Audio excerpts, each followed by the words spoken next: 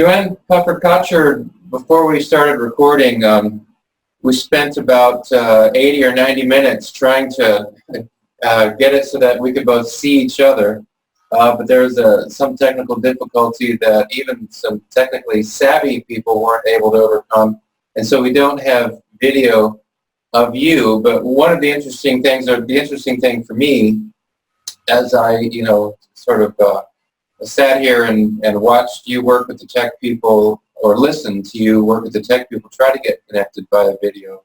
The interesting thing was just seeing how patient you are.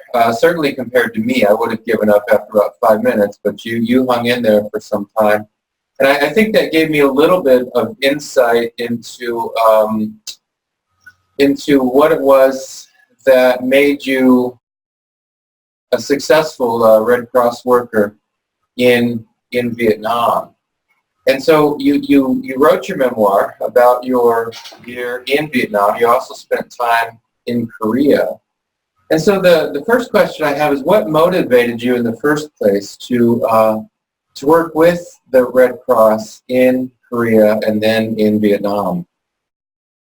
Well, when I was a little kid, before I went to school even, my mother had a tablecloth with pictures of airplanes with big teeth on them. Mm-hmm. And she said that those were the Flying Tigers. Mm-hmm. And they were helping the people in China. And I thought that sounded great, and I wanted to see China. And ever since then, I wanted to see China. And when the mailman came and left mail in the mailbox and then drove away over the hill, I watched him go and think, I really want to go with him and see what he sees. So when I got big enough, I looked for a way that I could go see China. Mm-hmm. And I knew that as a daughter of two teachers, I never would have enough money to go buy a plane ticket and go. So I looked around for a job. And in those days, there weren't very many jobs for women, but I found one with the Red Cross. Yeah. And I didn't care what the job was, but I learned that they would send me to Korea, which is was all as close as we could get to Korea at that time. And that I would even get paid. Yeah. Yeah. And I thought, exactly what I was looking for. There you go. So when I was in Korea, I found that I really loved the job and that everybody was so grateful that I was there. Yeah. And it felt like I was doing something wonderful for people. And when my year's tour was up and Vietnam opened up, I was teaching math in a high school. That was boring. And so I decided to see if they would take me to Vietnam. And they said, okay. Yeah. So I got to get another year of the wonderful opportunity that I had in Korea. Yeah. Now you mentioned the Flying Tigers, and that's a World War II outfit in the China-Burma theater during the Second World War. Now you got very close to China, Korea, and Vietnam. Have you ever actually made it to China itself? Well, I've been to Taiwan, which is free China. Yeah. Both China and Taiwan disagree over who they belong to. Yeah. But I did get to go there. Yeah. So something that's interesting, because you mentioned that, at least part of an inspiration was the tablecloth, I think you said, of the Flying Tigers, which is, of course, is related to war. And then your memoir is of your year in Vietnam, which is obviously related to war. But then very early in the memoir, you referred to yourself as a committed pacifist. And so I'm wondering, did your pacifism, did it evolve over time, or what became of that committed pacifism that you referred to early in your memoir? That was a detour into a failed failed idea. I went to school at the University of Michigan, which was probably the best education you could get without leaving Michigan. Mm-hmm. And the only problem with it was that everybody there was liberal and anti-war. I didn't connect the tablecloth with war. It was just adventure. Yeah. And so when everybody around me was actively pursuing pacifism and anti-war, there wasn't much choice. That's all you saw and that's all you heard. Oh, okay. So, and that's all there was. Yeah. And so by the time I graduated from college, I had bought it. Oh. But I didn't make any connection with Korea with war. It was the soldiers, yes, but I could there wasn't any war in Korea. I was just there to, the job was recreation. Right. So the point was to make it comfortable, make it nicer for the people who had to be there. Yeah, yeah. So that wasn't a connection of war, but you can't live with the military for very long without becoming sympathetic with them. And as I was reading and understanding, reading about the Korean War, which had happened when I was old enough to understand that it was happening, but not much more. Sure. I became more and more interested, and there was libraries and books, and they discussed what the war was about. And I understood what it was, and I saw one phrase that consolidated everything in one of the books about the Korean War in Korea. Mm-hmm. Just at the end of my tour, the phrase was, "In the world there are tigers, and they will eat you." Yeah. What is the use of being a pacifist if you get eaten? You must defend yourself. Yeah. So as I went along and saw more, then I moved away from that idealism of pacifism, realizing that it was a dead end. Yeah. Okay. So by the time you got to Vietnam, then you wouldn't describe yourself as a pacifist. No. No. Now, one of the reasons I identified with your memoir, which is a great memoir, is Thank you. Yeah, well, I mean, it is, and I hope others will read it. It offers a unique outlook on the war. But there's a strong memory I have. I served in the Navy in peacetime, and so I don't know about combat zones specifically, but I do remember one instance where we've been out to sea for a long time, and when I was in the Navy, there were no women aboard the ships. And then when we went into Asian ports, the women we saw were, of course, Asian. And it was nice to see people who weren't men, but, being Asian from Korea or Japan or something like that, there wasn't that reminder of home. But once in Singapore, I think it was, a couple friends and I came across, I don't even think she was American. I think she was maybe English or Australian. Sitting on a bench by herself. And we just started talking to her.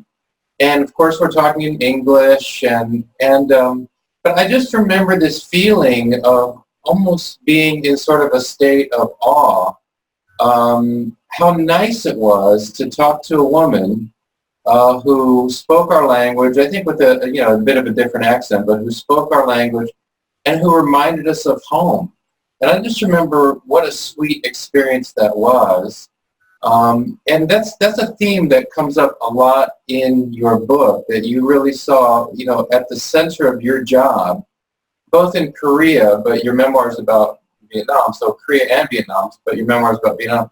At the center of your job is this mission to remind the guys of home. So does Putting a lump in my throat. Oh, is that right? Oh, yes.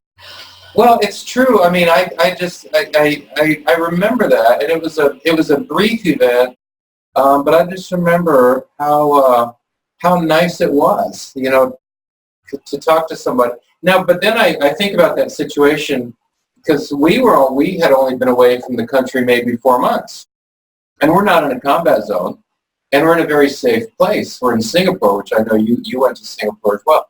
We're in Singapore, which is a very safe place. Now I'm thinking of guys who have seen combat, who are in a place that is dramatically different, a place that is not well developed, a place that is, just so radically different. And I can just imagine how nice it was for so many of them just to see someone who reminds them of home. You know what? Yeah. One veteran once told me, seeing a donut dolly after 10 or 11 months in the field was like seeing an angel walking. Well, I think that's, again, I don't know the intensity of that, because what I experienced was so much, it was compared to what these guys in Vietnam experienced, it was not intense at all. But maybe I just got a tiny, tiny taste of it in that little experience I had. So when you were there, did you feel this? When you, of course, you're dealing with, hundreds of, many hundreds of veterans often in a week's time. But, did you often sense this, sort of this sense that these guys are almost looking at you and kind of almost a sense of awe or wonder or... Every day, all day long. Yeah. That was... They had forgotten. That was it. And that was the reason why it was such a wonderful job to have. The guys did that to a certain extent, quite a bit in Korea. But when I got to Vietnam, it was much more intense. I'll bet, yeah. Much more intense. But yes, yeah. I'll bet that's right. Now, so you are in a war zone, and you had been among military in South Korea, but now you're in Vietnam and you're in a war zone. And in your memoir, you describe a couple pretty tense moments. Combat veterans I talk to, or veterans who went to Vietnam I talk to, or veterans really in any combat zone, often they'll say that, of course, when they're going to a combat zone, they understand that it's a combat zone. But often they'll say that there's something that happens that really drives that point home. Like, oh, wow, this is for real. This really is a combat zone. Was there such an incident for you that really drove this home, that this is different from Korea? This, the level of danger here is significantly higher? Absolutely right. It started when the plane, in the dark, around midnight, came in view of Saigon. And as we looked out the window, we could see flashes of explosions of artillery fire. And this is as you're going into the country for the first time? Yes. Wow. Yeah. We haven't come to the airport yet, but you could look out the window and you could see the war happening. And prior to that, I was the only woman on a plane full of soldiers being transported to Vietnam. When we first got on the plane, I interacted with them because I had been trained to do that. Yeah. And they were all gung-ho. They all wanted to go kill some Charlies. Yeah. As the plane trip was like 12 hours, or it was like really long. Sure. Yeah. As we got closer and closer to Vietnam, they were less and less gung-ho. And when we got to where it was pretty obvious that we were not far out, I'm not sure we could see anything because by that time it might have been dark. Yeah. But they started to be scared. You could feel it. Yes, and I was talking to them, and they were, the things they were saying to me, I'm not a sensitive person. I don't sense things. I'm a math major. But they were all getting scared, and then when we landed, it was pretty intense. And when we landed on the airfield, they turned the lights on inside the plane, and we're all standing in the aisle waiting to get out. And stories were flying about people who stepped out of the airplane and were cut down by machine gun fire. Oh. And I didn't know whether to believe it or not.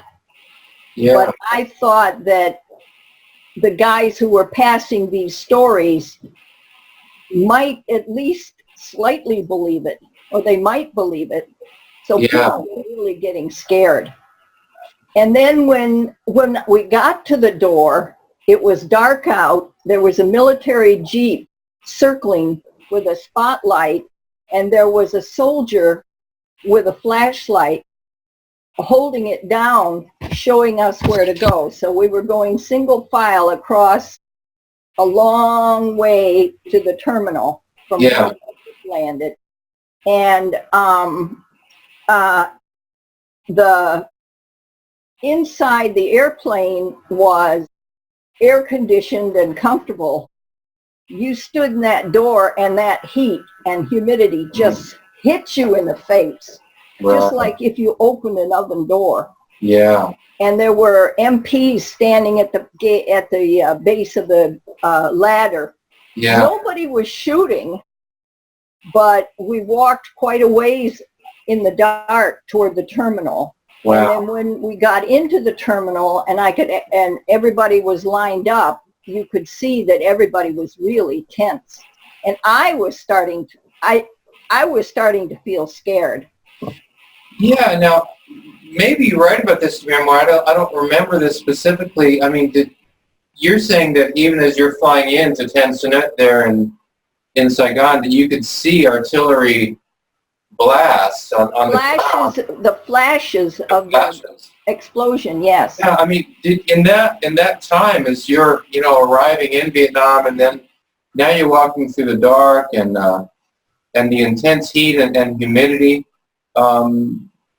do you recall having any doubts at that time? Like, was it a good idea for me to come here? Do you remember having any doubts about that? I remember I said to myself, I put it in the book. Now I'm trying to remember what I said.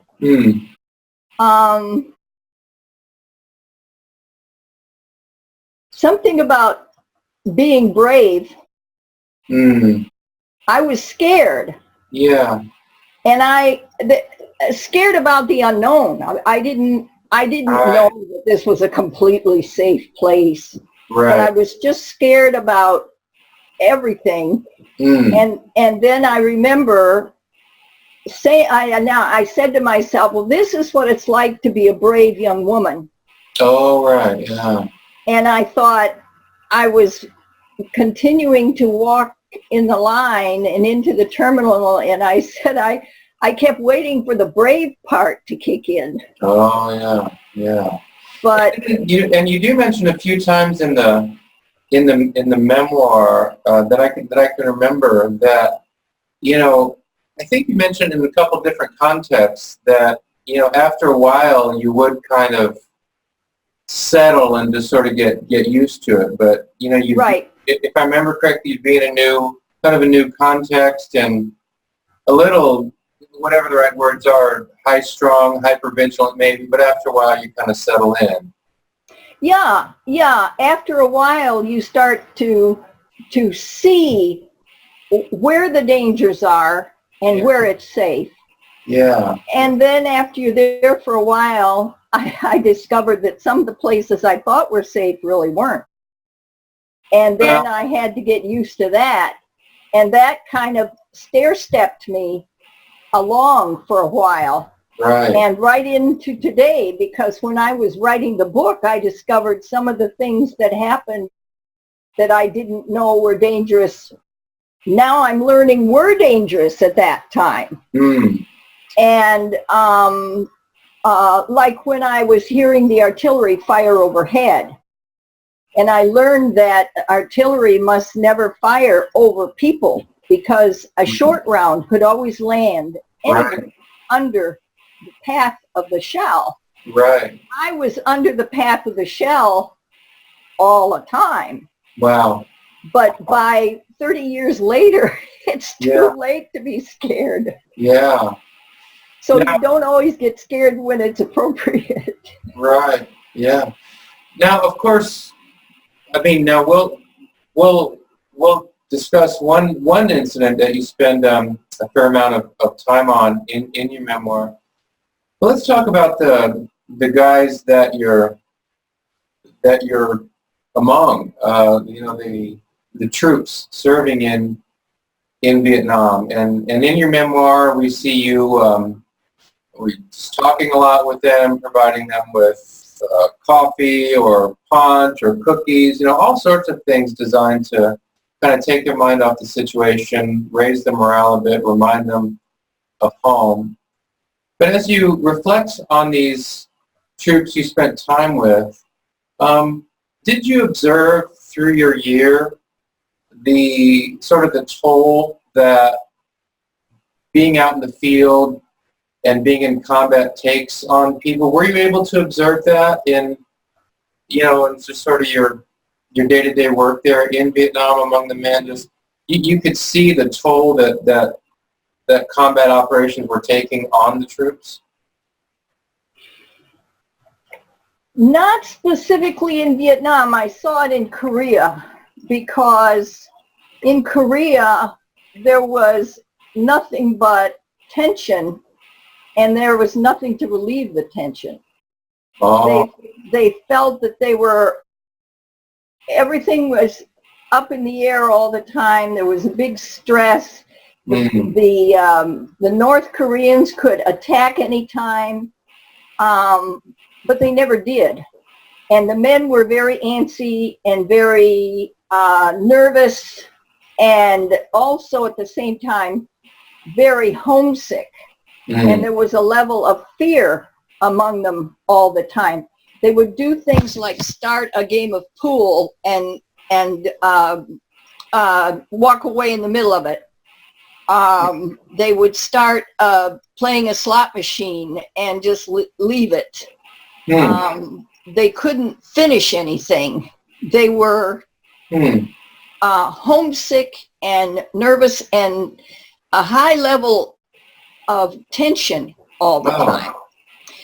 In Vietnam, that tension manifested itself in one incident that I knew about, but in most of the time, it would be relieved by going out and fighting. Oh, that's interesting. There was one incident, I had a pet monkey, and they transferred me, and I had to give him away, and I gave him to some guys who wanted him. Yeah. And they had a cage for one, and they had it in the cage, and before I left, I was going to go and say goodbye to the monkey, and it wasn't there. And one of the guys was broken up, and like he'd almost been crying, and he told me that someone had opened the cage and killed the monkey, had strangled it. Aye, aye, aye. And he was really broken up about it. And I realized, whether he told me or whether I realized, that these guys would go out on walking around in the woods looking for VCs to shoot at, couldn't find anybody. That level of tension was still there. They came back, and they just went out over and over and over again, and they couldn't kill anything. And they wanted to kill something. Wow. And the monkey looked like a person. I don't think I put that in my book because it's kind of a mean thing. But anyway, that's the manifestation of the stress and tension that they got. Wow. Well, that's interesting, you know, and it actually fits with something I've heard a number of combat veterans say, that almost, you know, when the tension is building, you're out in the field, you know the VC are out there, and the tension is building and building, and then finally the firefight starts, that it's all, some combat veterans have said it's almost kind of a relief that, you know, that finally we're mixing it up after this, all of this tension has been building for some time. So it sounds like what you're describing, you know, supports, you know, right, sort of supports what the combat have said. I would say so. Yes, I would say so. Yeah. Well, this is, I mean, this raises an interesting thing because, you know, it's an interesting theme. You're talking about the, you know, this incident with the monkey, which is not in the memoir. And, you know, you're talking about guys who are in such a tense and difficult context.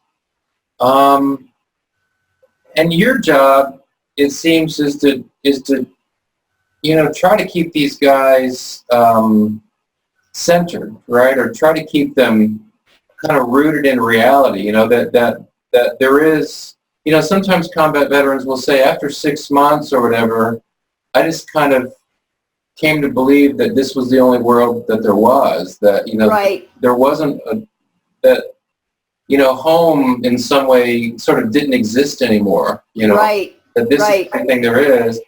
But you're there trying to, you know, push against that. Yeah, and one sergeant told me, this isn't in the book either, I don't think, just some of the emails back and forth while I was writing the book. One sergeant told me that he rounded his men up once a week and made them write a letter home. That was to keep them connected to home. Sure. And you're right. They needed to be oriented and as you said, centered and focused and refocused on why they were there and what they were doing. Yeah. Wow. Well, let's talk about the people in Vietnam itself. You have different kinds of interactions. There's a photo in your memoir that you take with, I think, six or so Viet Cong prisoners. I believe there's another photo of you among, at least one, among Vietnamese villagers. In the memoir, you describe, you know, it's something you often hear from folks who served in Vietnam, that, you know, the smiling rice farmer by day is the deadly Viet Cong by night. Just as you think about your own interactions and thoughts about the Vietnamese people, what thoughts did you have then, and what thoughts do you have now? I think that those people are among the masses on the globe who find a way to survive. Mm-hmm.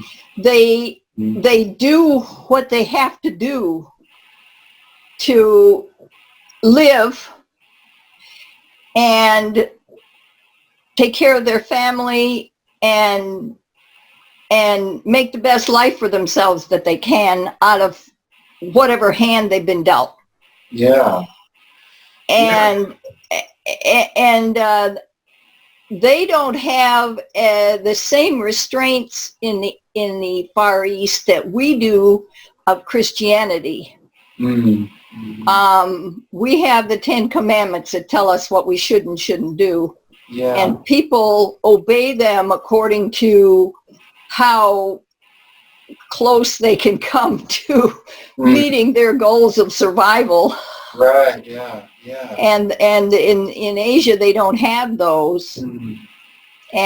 And so they're just doing what they have to do to survive. Yeah. And almost from, if you try to look at it from the point of view of the Vietnamese villager, well, of course I'll work on the American base because that's how I make money. And then, of course, in the evening, I'll help the Viet Cong because if I don't, they're going to kill me, or there's going to be some other terrible thing. And so, from the American perspective, this is hard to understand because you're playing both sides. And so, obviously, this is a person, who simply can't be trusted. But from the point of view of the Vietnamese villager, it might actually make sense, right? I get money by playing on that side, and then I protect my family and my crops by playing the other side at night. Does that make some sense? Do you think? Absolutely. Yep, you got it. Yeah. At the time, do you remember, it's some time back, but do you remember what your sense of the people was at the time? I mean, after all these decades, we can look back and sort of get the broader view and understand it a bit. But at the time, do you remember what your feelings were, or yeah, it was. I formed that opinion in Korea because the Koreans are very close. That's the Asian culture. Yeah. Okay. And I tried to learn what I could about their culture and about the country and the history of the war and so forth. Yeah. And I could see daily examples of where white was black and black was white and good was bad, and to them cheating is acceptable. In fact, it's encouraged because it shows how, if you get away with it, it shows how clever you are. If you get caught at it, it's a major embarrassment. And embarrassment is a weenie word to explain the feeling. Yeah. And so so many things in Korea, if you ask a question, they will never answer no because it will embarrass you. Yeah. You must ask, you cannot ask a yes or no question. You must phrase the question in such a way that they can give you the answer that you need without saying yes or no. Oh. So sometimes you bend over backwards to accommodate their culture because it's in your own best interest to learn to do that. Yeah. By the time I hit Vietnam, I spent 14 months doing that. I was pretty used to it. Very interesting. Did you have a lot of, of course you had brief interactions, like for example with the Viet Cong prisoners. Did you have pretty regular, consistent interactions with Vietnamese when you were there? Not a lot. It was too dangerous. Yeah. You couldn't trust them to actually do much with them. Right, and you mentioned in your memoir, I think one Vietnamese woman told you to, keep your stuff safe because you couldn't trust the other one who might come in to clean up the place, but your stuff might get taken or something like that? Sure. Yeah. The maids, in one place, we had housemaids. Yeah. And they would take whatever they felt they could use. Yeah. And they were loyal enough to do what they needed to do their job and get their pay. Right. But that's about as far as it went. Right. Yeah.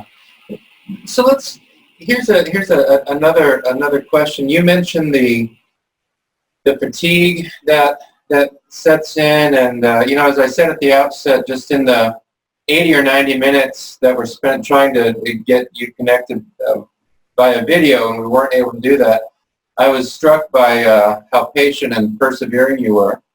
But even this, this year of just intense work in Vietnam obviously is tiring. And then you talk about the bug bites and the heat and the humidity and these things that take a toll. What other kind of personal toll, if any, did the war take on you? And maybe the way to think about it is, when you came home and began to settle back into, life in North America, did you realize that your time in Vietnam had taken, some sort of personal toll beyond the immediate stuff of bug bites and, dealing with the heat and so on? Your question's really complex, and my mind is running around in circles. Part of my problem was the rabies treatment. Oh, yeah. That was an intense, difficult time where I was very sick, and I never did recover my stamina because of that. Really? Other people didn't have that problem. Although I learned while I was in the process that an awful lot of people had rabies treatments. Yeah, you tell the story in your memoir. It was a cat, right, that scratched you or bit you, and then it was discovered that the cat had rabies. And so it was actually the only part of your memoir that I found a little bit difficult to get through, and you're describing the treatment that you had to endure. Oh, I got to you, huh? Well, it got to you a lot more, but I mean, to the extent that you could get through to me on the page, it did. But so is that something? You say you lost your stamina as a result of the treatment that you got because of this rabid cat that scratched you or bite. I forget which one. Is that true to this day? I mean, did you can pinpoint that as a moment when that you did lose a certain degree of stamina? I recovered from that. Oh, you did? Okay. Yeah. Yeah. When I got home, I regained my health and so forth. As far as anything else that changed me, the biggest change was that I learned to control my emotions. I had emotional situations where I found out that someone I knew had been killed.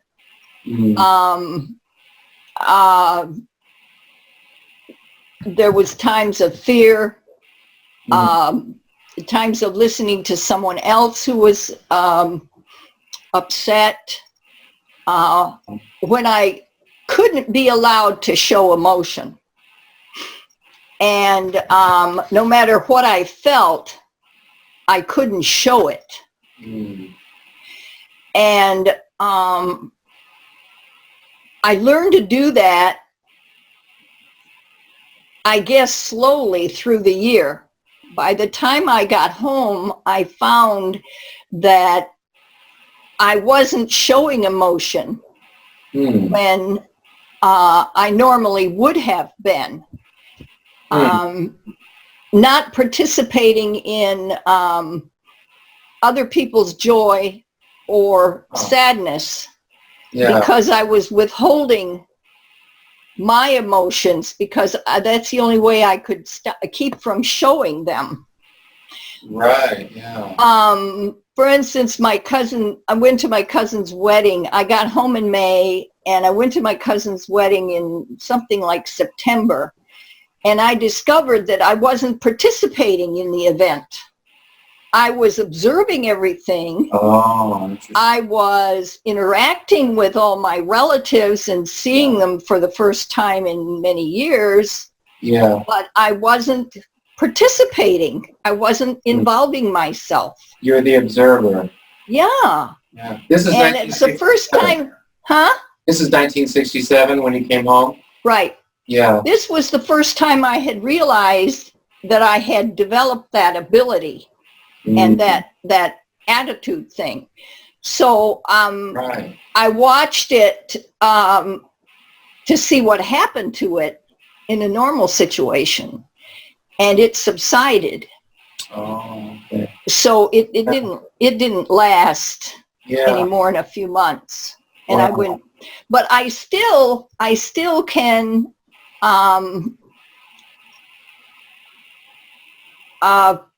hold back on showing my emotions. Maybe hours when we were trying to get the videos to work today. I was feeling emotions, but you didn't see any. No, I was very impressed as I was. Wow, I mean this woman. But when I need to withhold, when I need to hold back on the emotions, I can, but I can express them when it's all right. Yeah. What was it that encouraged you to, or what was it that motivated you to write the memoir?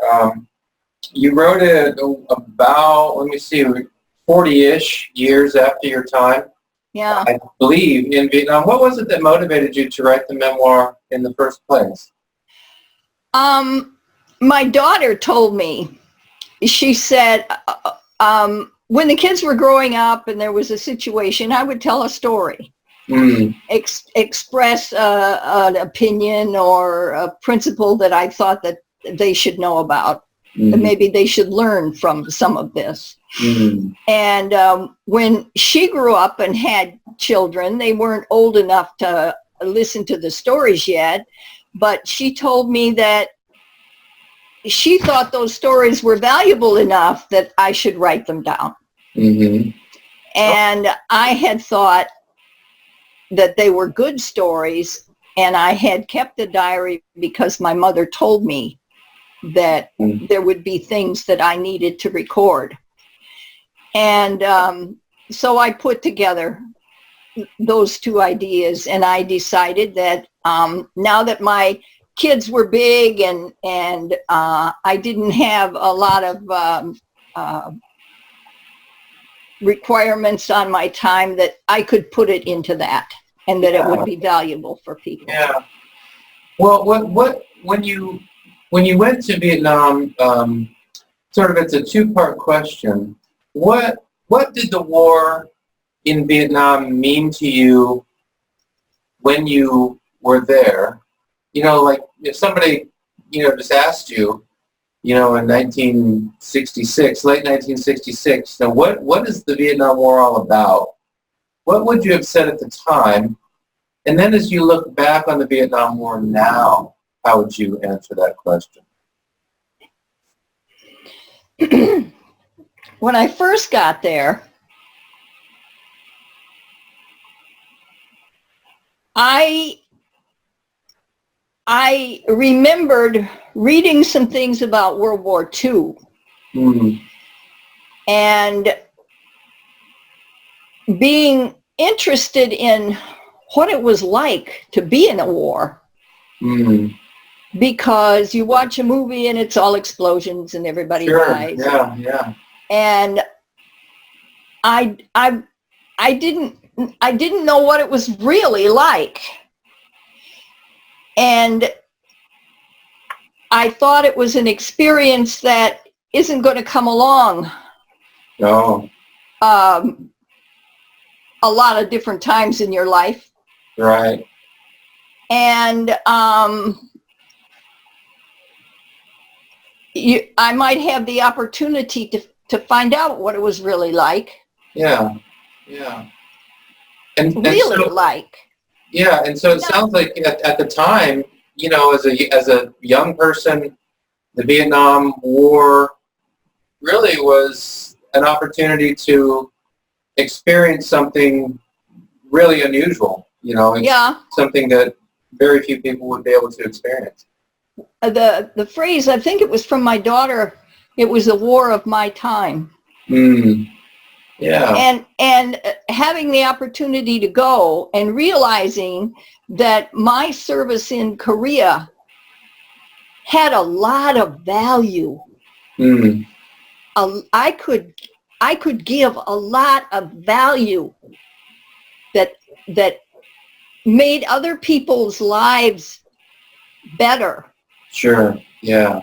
And I thought that this would be an opportunity to do that. Yeah. And I didn't realize that if you put a 5 on the level of value that I gave to people in Korea, Vietnam was past 10. Oh, I'll bet. Yeah, I'll bet. I'll bet. And I kind of figured that it would be a 5 or a 6. I never figured it would be a 10. Yeah. Wow. Well, and for that reason, you spend a little bit of time talking about Korea, but of course your memoir focuses on Vietnam. What, as you look back now, what does the Vietnam War mean to you now as you look back on it? You asked me that question, and I cogitated on it, and I thought of something really good to say. Oh, but I wonder if I could find it. When I first went, I understood it in a kind of an academic way. The international implications and the logistics of it and how armies interact and a few things like that, and where Vietnam was on the globe and things like that. But when I got there, I saw up close and personal and darn, it was so good. You looking through your notes? Yes. Well, let me ask you this next question, and then maybe your response came to it. And we have a few minutes left here. But near the end of your memoir, where you spend some time discussing the situation involving Sgt Harris, and then at the end of your memoir, you mention Sgt Harris again, and you express near the end of your memoir sort of a sense of ongoing obligation to Sgt Harris. So I wonder if you could just tell us, summarize for us the story of Sgt Harris. Oh, the story of Sgt Harris. He was a supply sergeant. One of the activities we had was to ride a supply truck as it went around the area of its influence and stopped at all the different units that were there and offloaded and unloaded supplies and people. This was the bus service, the taxi service, how people got places from one unit to another.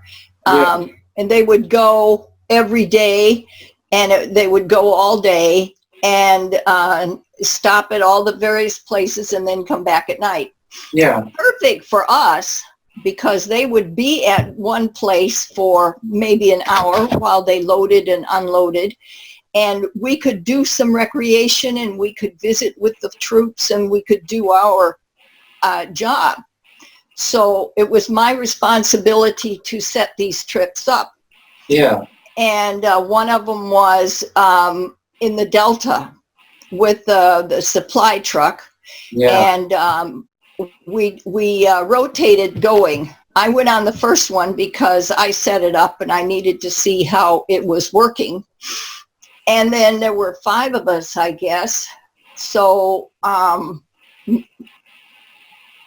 some of the girls were missing or someplace else. And 2 weeks later came up my turn again because we were shorthanded. And a couple of days before the truck was supposed to go, we went once a week. A couple of days before the truck was supposed to go, I got a phone call, and they said that they wouldn't take us, that they had originated the truck from another location. It wasn't going to come past us on its trip, so we couldn't go. Yeah. So that was canceled.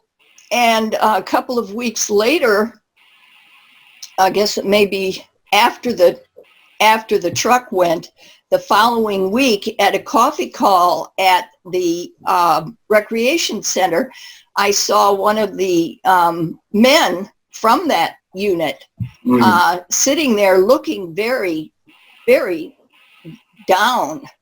Yeah. And I asked him what was the matter, and he said that the VC killed his sergeant. Oh, wow. That they ambushed the supply truck. Oh, wow. And the sergeant was killed.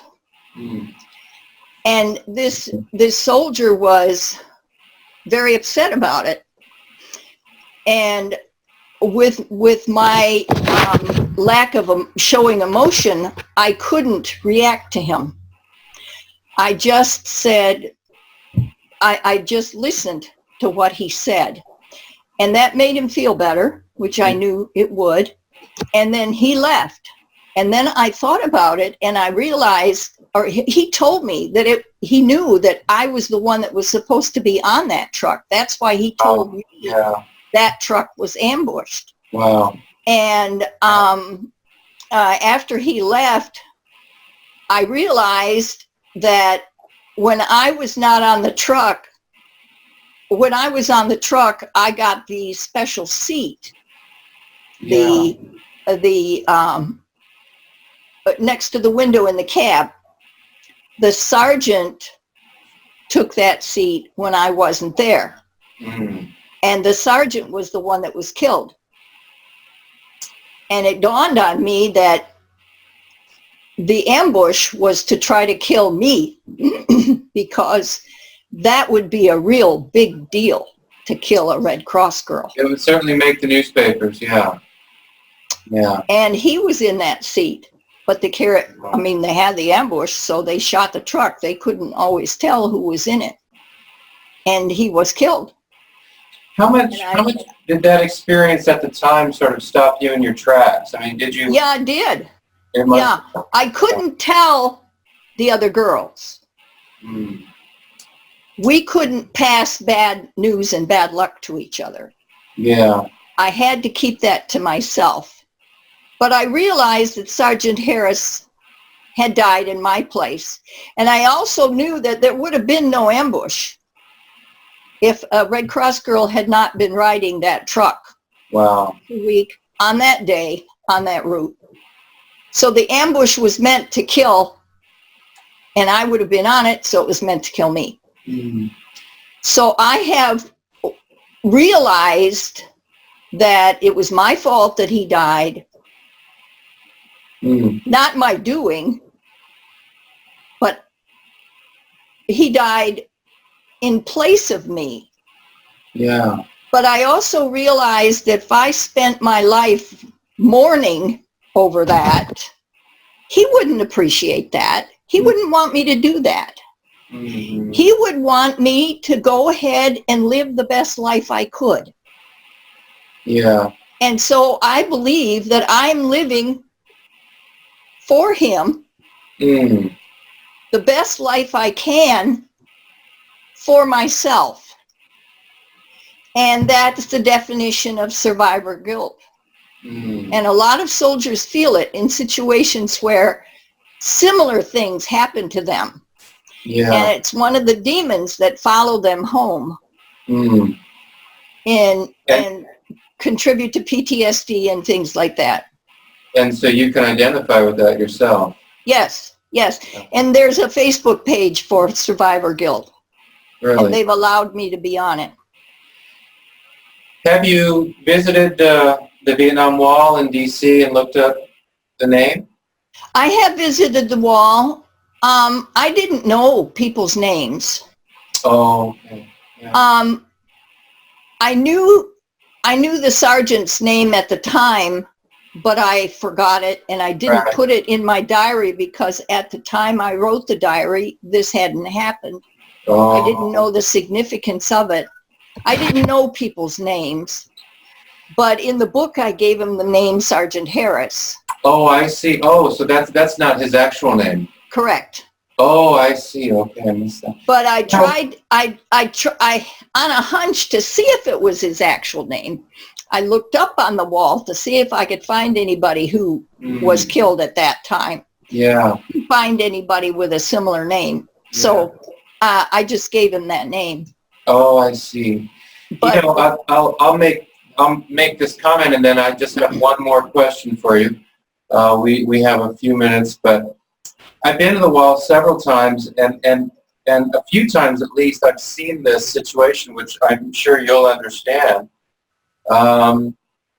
where somebody is sort of looking at the wall, hoping that a name will seem familiar. And the story is that a guy will say, well, I knew a guy who did not survive, but I only knew him by a nickname.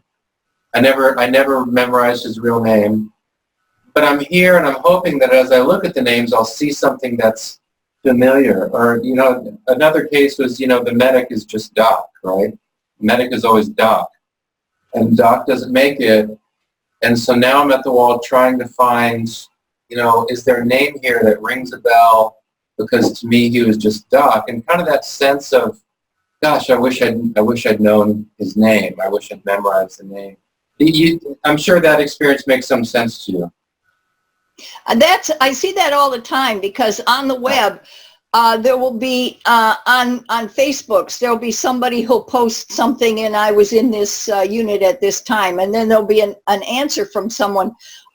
Did you know my uncle's cousin who was in that unit? And there are always people looking for people. And as far as I know, sometimes they find them, sometimes they don't. Yeah. Well, let me ask the last question here, and that is, what do you think young people today should know about the Vietnam War? Oh, that's a very good question, and I did give that some thought, and I do think I can find it. Yes. Okay, you asked me about the Vietnam prisoners. What was my opinion of them? And I said it's like the Vietnamese people. They're trying to survive. They'll do whatever it takes to survive. And if they need to cut your throat, they will. And if they don't need to, they won't bother. And then I think that's the same, the way I feel about